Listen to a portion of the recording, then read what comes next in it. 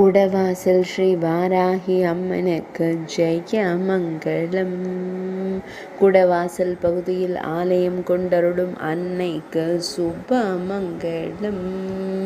குடவாயில் என்ற புராண பெயர் கொண்ட இடத்தில் ஆலயம் கொண்டருளும் அன்னைக்கு ஜெய மங்களம். திருவாரூர் மாவட்டத்தில் உறைவதற்கு சுப மங்களம்.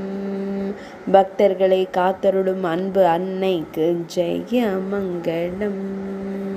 கேழல் முகத்துடன் திருக்காட்சி தந்தருளும் தேவிக்கு சுப மங்களம். திருமேனியில் நீல நிற பட்டாடை அணிந்தருளும் தேவிக்கு ஜெய மங்களம்.